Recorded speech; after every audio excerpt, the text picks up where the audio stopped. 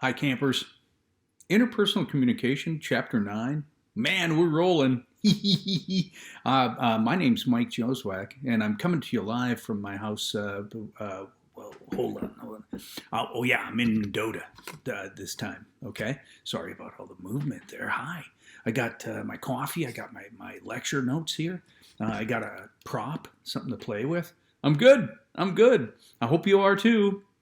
All right, let's get this party started. Yesterday, we got Tony and Tina together for the first time. Oh, I know what that was called. The first meeting. Remember what we're studying now? The stages of relationships. And we spent 10 minutes yesterday. That's all I'm going to spend today.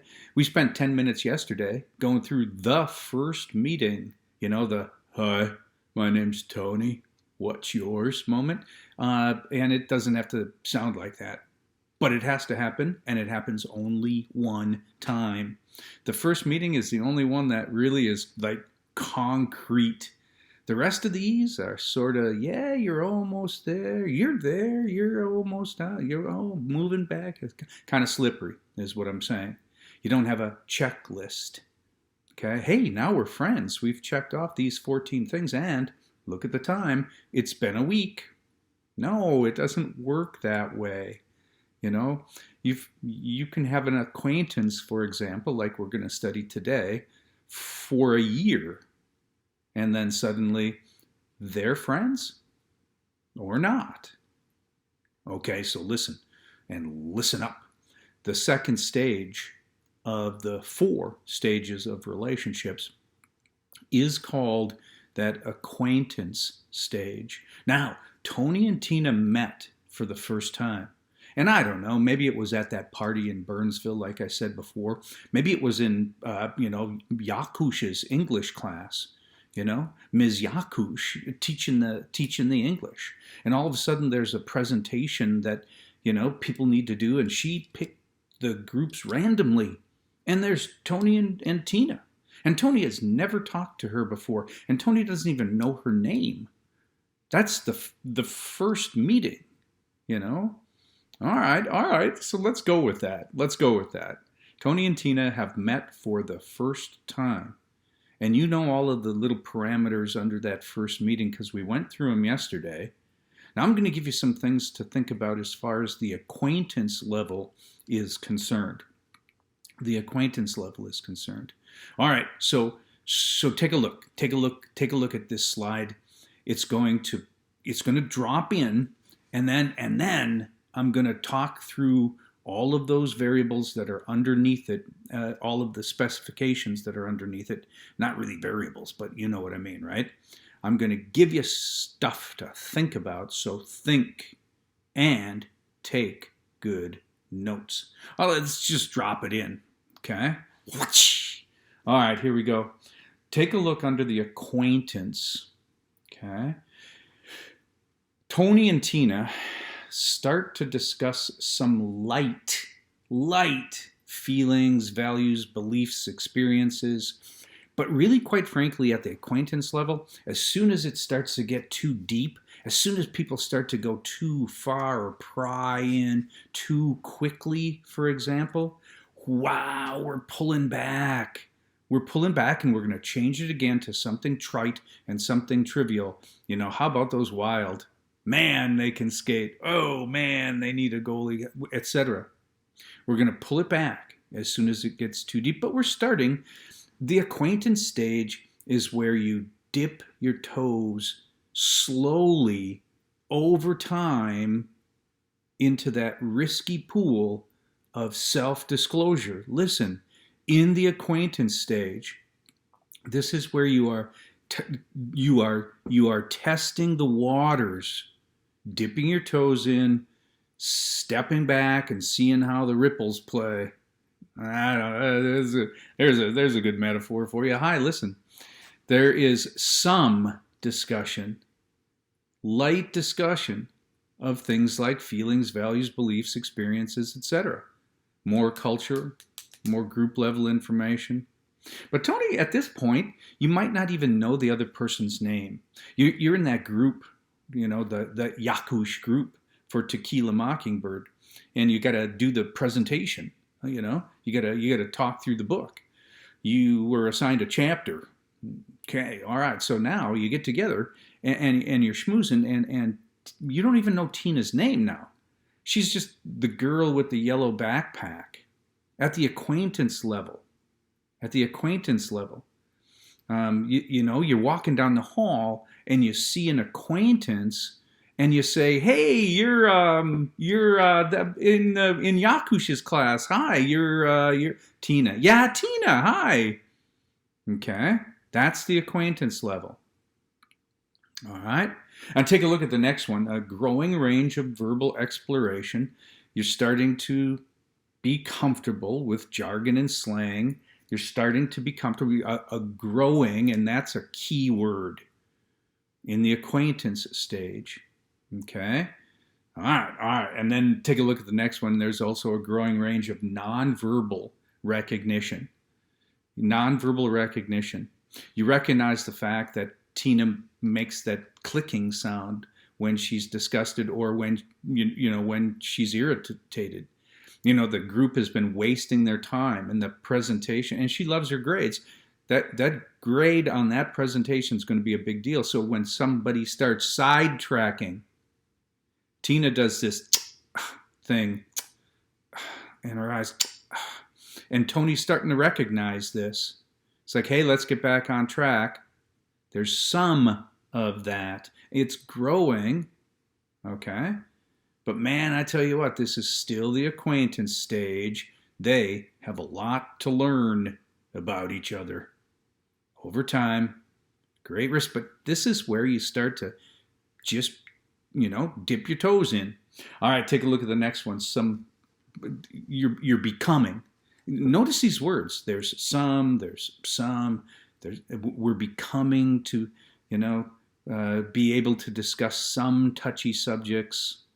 We broached. The other day in that group, in Yakusha's class, politics came up. So I went just a little bit into it, and then I saw some eyes start to get wide, so I pulled back a little bit. But I know Tina was listening. Whatever, right? You're starting to broach some of the touchy subjects. Okay, and basically, I'll tell you why. Okay, but I'm gonna show you this one first, and I'm gonna reorder this for next time. But listen very carefully. No real commitment at this level. I might put that up at the top of all of these. No real commitment at this level. And here's what that means. You're not friends. You're an acquaintance with this person. Like I said, you're walking down the hall after math class and Tony sees Tina at the acquaintance level. He might say, hey, you're the girl with the yellow backpack in Yakusha's class. Yeah, I know you're in my group. I'm sorry. What was your name again? He might do that. Or, hey, hi, how are you? Having no idea what her name is. Or, hey, it's Tina, right? That's what Tony might do in the acquaintance phase, but there's no real commitment. Here's what that means. Tina doesn't show up for Yakusha's class. And, she's supposed to make a poster. She's supposed to make a poster for that presentation on Tequila Mockingbird. She doesn't show up. So people get irritated, right? And, and then she doesn't show up again. And now Tony says, okay, I don't know if she's coming or not. I'm going to make the poster, right? But nobody's on the phone calling to make sure she's okay. Okay? Tony is not thinking, oh my gosh, I sure hope Tina's okay. At the friendship level, they'd be texting immediately, like, where are you? What's going on? Are you okay? But not at the acquaintance level. There's no real commitment. If Tina drops out of school, Tony doesn't care. He might care about the poster, but he doesn't care about her at that level. She's an acquaintance. And many, a bazillion acquaintances come and go, hyperbole, and we don't take the time to think, oh, I haven't seen such and such acquaintance in a long time, or so and so. No. If they never show up, they just drop out of the acquaintance pool. Okay? All right. All right. This is crucial, however. This is crucial. I'm going to drop this in again and look at that last one. You monitor the feedback to see if there's a deeper relationship possible. And I want you to take your pencils and I want you to put a word in here. At the acquaintance level, I think Tony is constantly monitoring the feedback, constantly monitoring what Tina does and says non-verbally and verbally. And what Tony is monitoring is the possibility of furthering the relationship. In other words, shifting Tina into that friendship pool, the friendship pool. All right. So listen, you can't have a friend without having that person be drawn from the acquaintance pool into that friendship pool over time at great risk of rejection. Okay, through self-disclosure. We've talked about it all. You can't have a friend without a first meeting. You can't. All right. So listen very carefully. Tony is constantly monitoring. He tells a joke in Yakusha's class, in that book discussion group, and nobody laughs except Tina. And he thinks, oh my God, she gets it. So he tries it again. 2 days later, he says something he thinks is all that funny in his head. And she snorts, she giggles, she guffaws. Okay, she laughs. Okay, and then everybody else is rolling their eyes going, what? Like what? And Tina is giggling and Tony goes, wow, wow, in his head. She gets me. Okay? So then Tony's going to dip his toe in a little bit more and Tina's going to go, yeah, I agree. We got some real problems in this country. And Tony thinks, Or she says something intelligent and Tony says, because here's the deal. Tony's been looking for much of his life for a woman with a good head on her shoulders. Smart. Okay? Why not? Okay? So here's the deal. Tony is constantly monitoring the feedback. When he says something, he's going to wait. When Tina feeds back or responds, he's going to think, And eventually, over time, I don't know how long, after self-disclosure and watching for that feedback, Tony and Tina are going to move to the next phase. He might ask her out.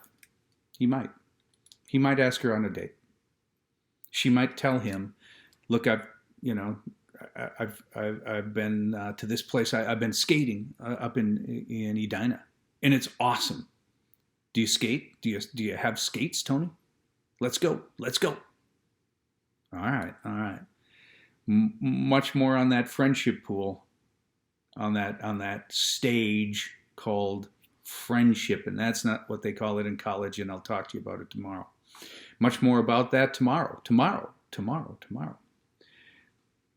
Have a great and glorious day. Keep the smile. I love you.